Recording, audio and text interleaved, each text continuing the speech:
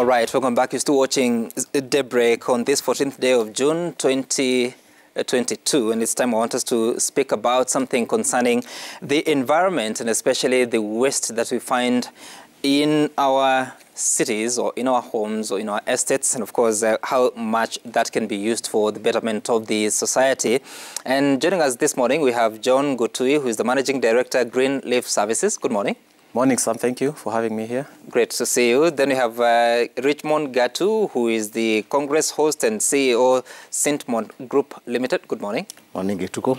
Great. And we have Wanjiru Kanyiha, Executive Director, Kilimani Project Foundation. Good morning. Good morning to you. I'm happy to be here. Great. And of course, we're here because there's a certain conversation that should be happening. Is it tomorrow and the day after? Yes. That we'll be talking about this. Maybe let me begin with you, Richmond. Tell me about how far you've come and what is the biggest concern, especially in the current society, even as we seek for ways to convert the waste to energy.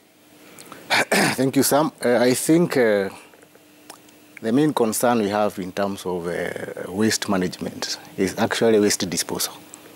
Because when you walk along our streets, you don't want to find heaps of garbage along the road.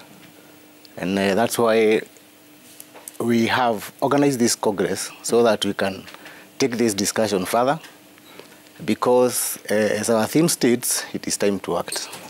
And as we are coming from a perspective of appreciating energy, or rather appreciating technology, to derive energy from waste.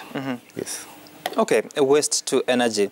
I was looking at some report, Wanjiru, I think it's the census report of 2019, and it talks about the situation, for instance, in Nairobi, that the county government of Nairobi only collects about 12% of the garbage. The rest is either by community associations or by some private investors. What leads to this situation? Because one would have imagined that if you live in the city, your services would be offered by the county government, that you pay taxes or whatever levies to.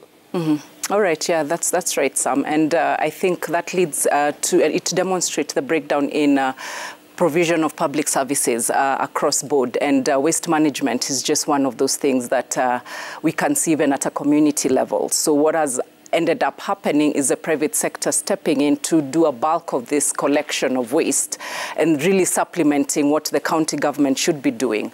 So we can see that, you know, the private companies such as Greenleaf and others have come in to step into that role of waste management and disposal. But really there's need to strengthen some of these arms of government, you know, so that waste solid management and disposal can then be in such a way that, you know, we are not seeing too much waste on our streets, and then the privatization doesn't leave citizens or residents held hostage. Because what we've seen, especially in most neighborhoods, is we end up paying more, you know, for private services. So you're paying for garbage disposal, you're paying for water because water is not available in your taps. So really there's a conversation to be had about, you know, the ability and and management of waste disposal by the county, at the county level, and the role that private sector players are playing in the sector.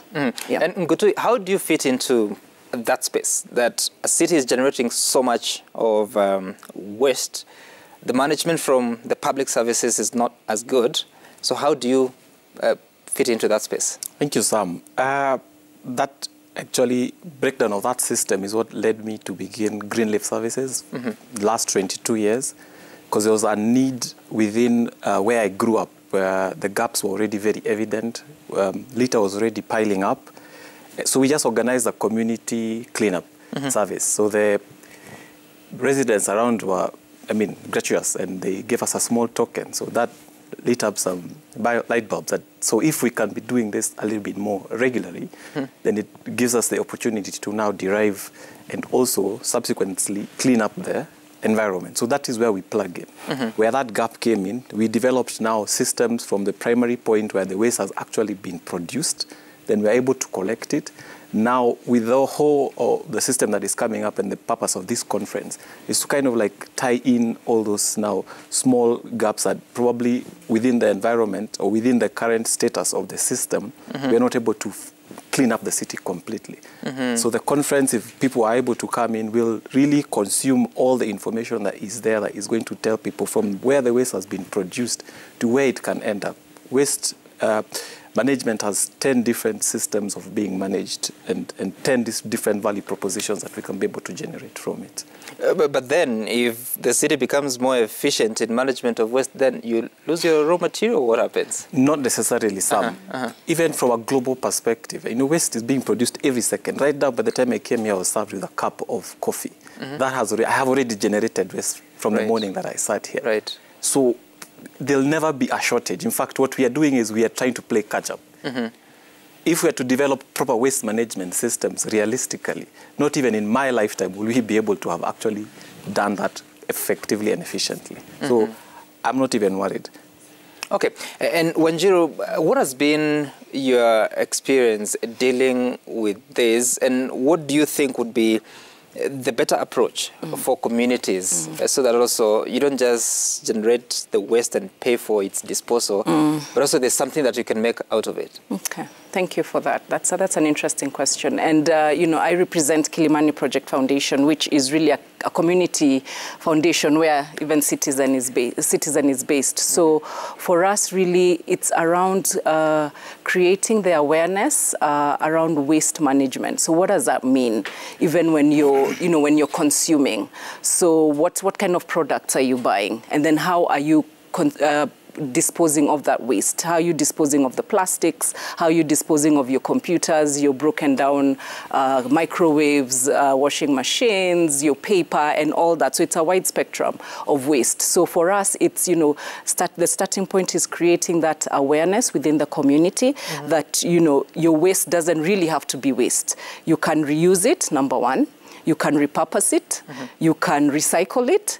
So we have partnered with a few institutions, organizations that run different aspects of recycling and reusing and repurposing materials. So for us, beyond the awareness creation is partnering with these organizations who actively come into the community to create that awareness about, okay, so what do I do with my computer, and my printer that have broken down since 2000, for example, you don't throw it in the trash. So We Center comes and collects that. Then they take it apart and do whatever they do with the different pieces. So for us, it's, just creating that sensitization around waste disposal and really driving the point of you need to reduce the amount of waste that we are producing, and it is possible. So for organic waste, for example, what can you do with that at a household level? So separating your waste, having the partners come in and collect the different types of waste.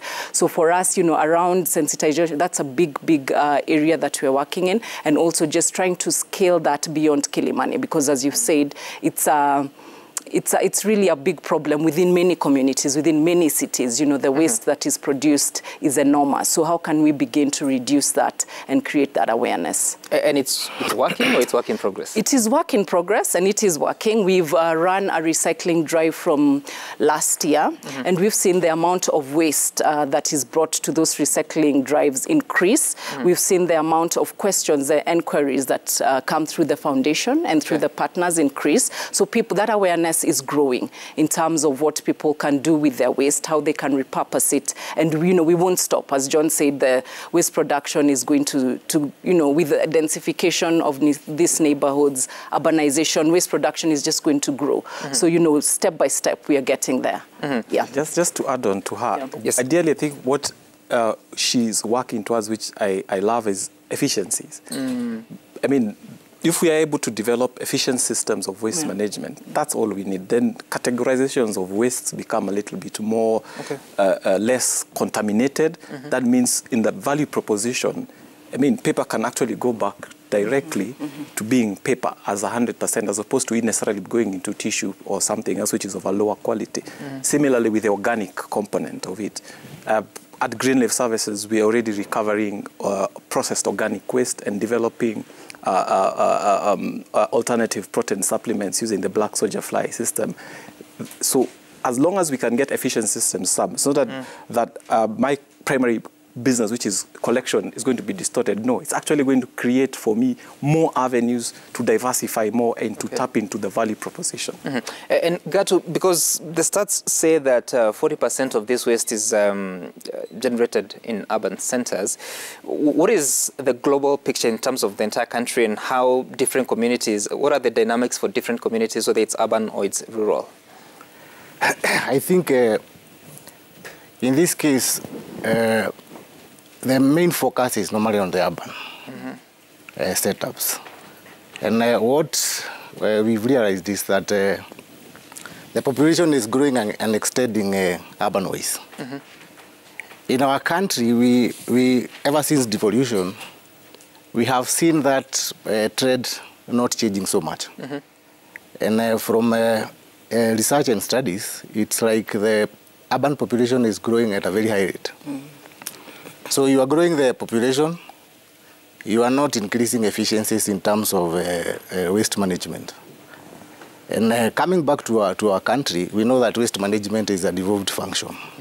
So the entire spectrum of waste management, from generation, transportation, recycling to safe disposal, lies squarely with the county governments. And one thing that made us come up with this Congress is to invite, especially the county governments. We've already sent out the invitations, the Ministry of Energy, NMS, and we hope to see them tomorrow, so that this issue of developing energy from waste, the discussion can be taken further with achievables and deliverables. It has happened elsewhere, and actually it is time for us to act. I know the entire conversation around waste to energy is a bit complicated because it has various dynamics, starting from the choice of technology. We have whether it is thermochemical, whether it is biochemical, and number two, the framework within which this waste management has to be taken through. So we have NEMA, who has really set up the legislation and the laws. And then we have the financiers, people who are interested in financing the facilities. And we have the national government rules in terms of, if you look at the PPP units within the Treasury, they have what they call a priority list.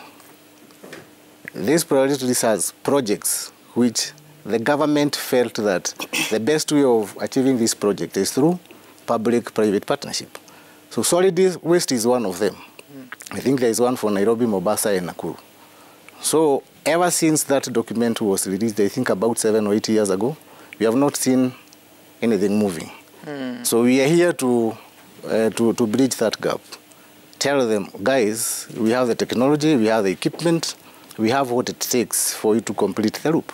So from the point of waste generation all the way to what to do with that waste, we are telling them that it is possible actually to generate energy from that waste in terms of changing the waste into a form of fuel, electricity or heat. And the other thing that... Is this already happening? Not yet. Okay. Not yet. And that's why this Congress is very important for them, because we want them to come and learn how you are able to achieve all that. So because different categories of waste, like he says, organic, plastic, metallic, I don't know where electronics fall under, but how do you use what in terms of energy generation? Okay, starting from waste generation point, we have two formats. You can either segregate the waste, as Wajiro is saying, or you can have that waste in bulk, as integrated waste, as Gitui does. Then you have an option of, depending on the system or the technology that you want to apply to treat that waste, you can have what we call material recovery facilities, if the waste is mixed. So what Wajiro does is a small material recovery system, because this is, in essence, what the county governments should be doing. Map Nairobi in terms of wards. I think there are 85 wards. So every ward should have a waste, a material recovery facility. So that at that point, because in essence and basically this is what happens in Dandora, You have waste that is destined, that has a destination. So for the waste to energy facility, you just take that waste which is ideal. If you are using, for example, incineration as a technology, you do not want to take your organics there. If you are using biochemical technology, for example, if you are putting up a biodigester, so your organics are taken care of. So actually what should be adding at the door is waste that is not recyclable and waste that is not combustible and waste that is not in either of those categories. Okay. And the door should be actually not a dump site, it should be a landfill. So the best of practice means that you look at your waste, do characterization, do a lot of recycling, and then from there, what goes to WTE? Actually, waste to energy facilities are one way of safe waste disposal. Okay. And then the landfill now takes care of that which you cannot work with. And Ngutui, Wanjiru and her community, there's something they're doing that allows that segregation. Yeah. For you, when you have a proper approach of the county, for instance, yes. What are those practical challenges that you find that would make achieving what Gatu is talking about difficult in as far as separating the waste? At source? Yes. Primarily, it would be the resources that are required. But I think if I was to really go back, it's a sensitization, which Wanjiru is already doing. It's not in our culture, naturally, to separate waste, because that has never been impacted in us. So if we can primarily emphasize a lot on sensitization, more so because it's our responsibility, it's your responsibility the minute you produce that waste. It's not the county's responsibility. That's why they have to levy you for them to manage it. Otherwise, then you'd have to be carrying, I believe you drive a very slick car, garbage spewing all over in the boot.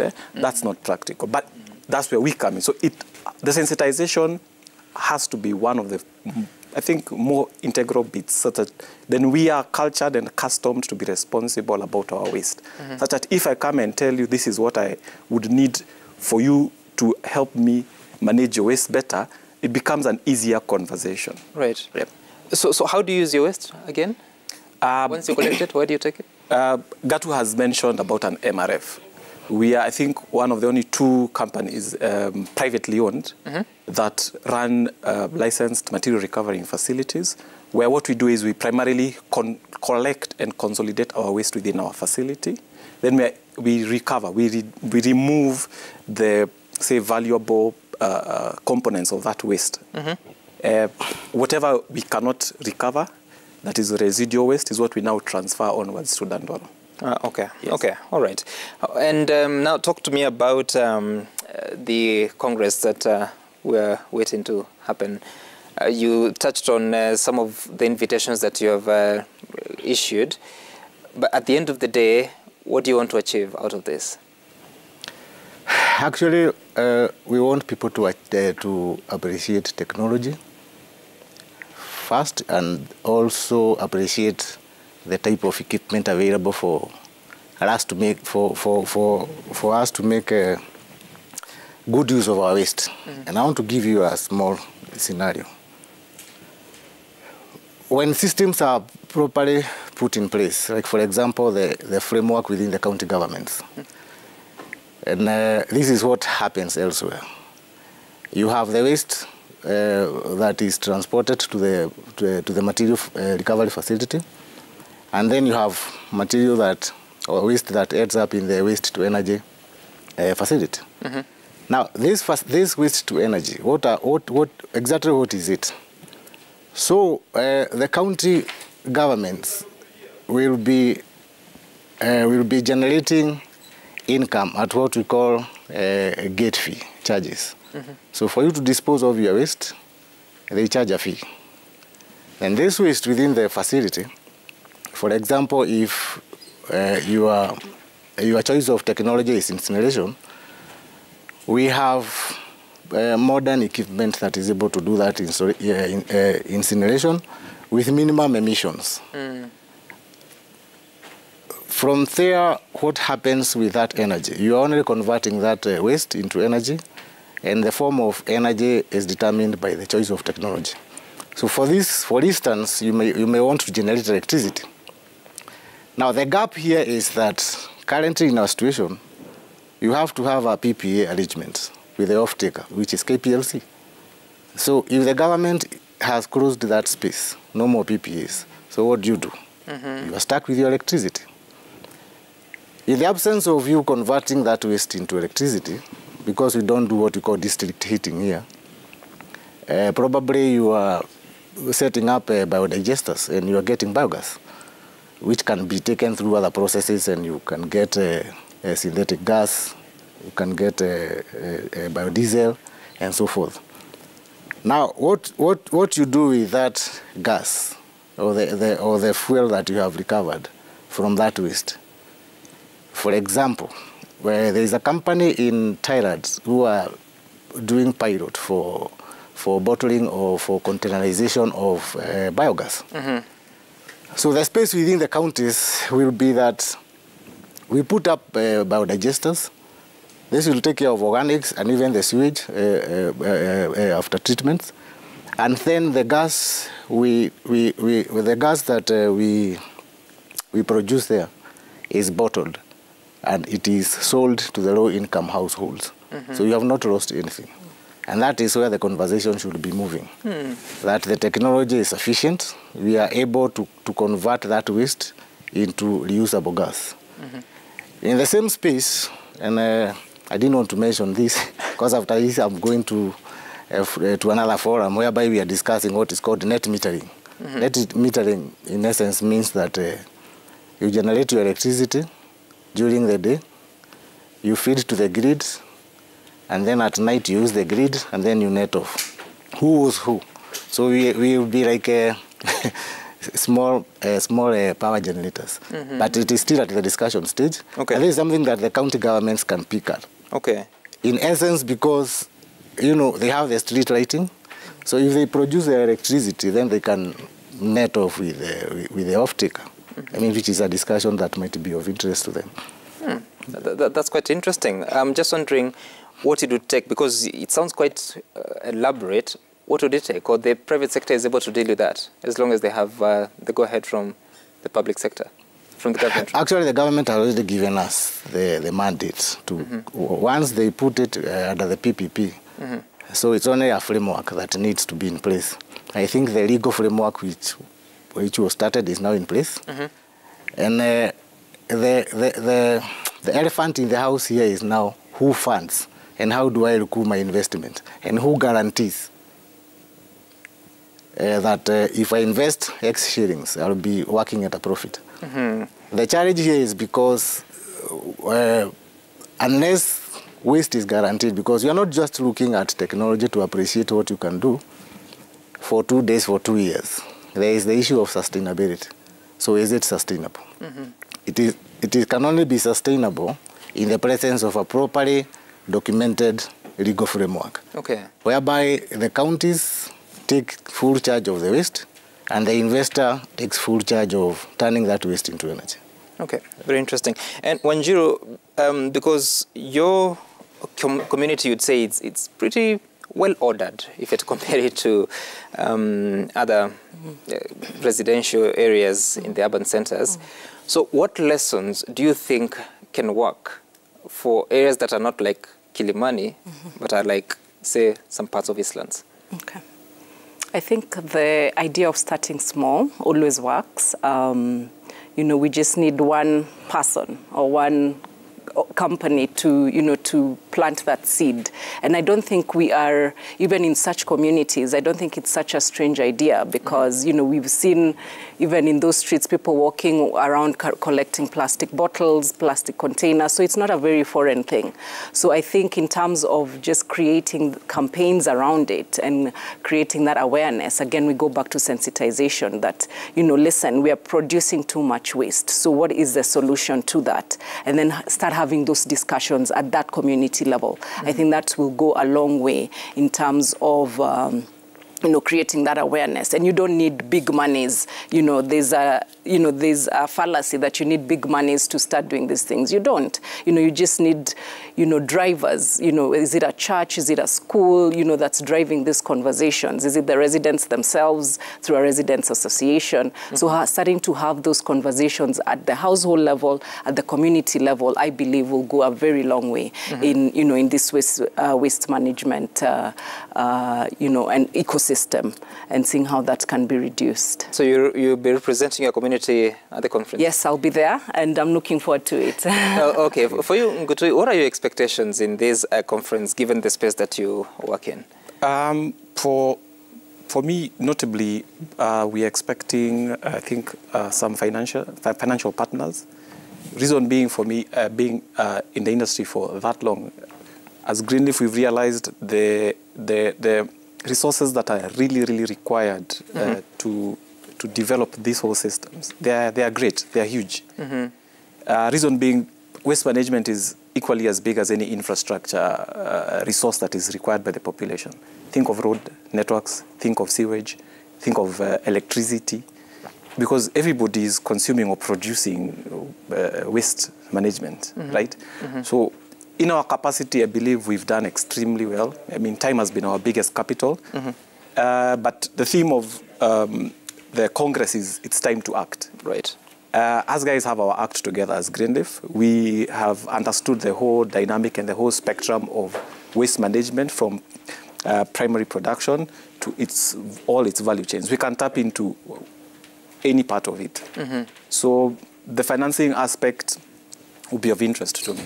So that we are able to now develop these systems further. We've been able to, what we've been able to come up with, like I mentioned, with our material recovering facility, to consolidate the waste. We were actually the first company to ever set up or install a garbage compacting company, truck locally. Reason being that we were trying to be a bit more efficient in the quantities of waste that we are moving around, to reduce the number of trips that we are going to, say, collect waste from our clients. We've understood the whole spectrum.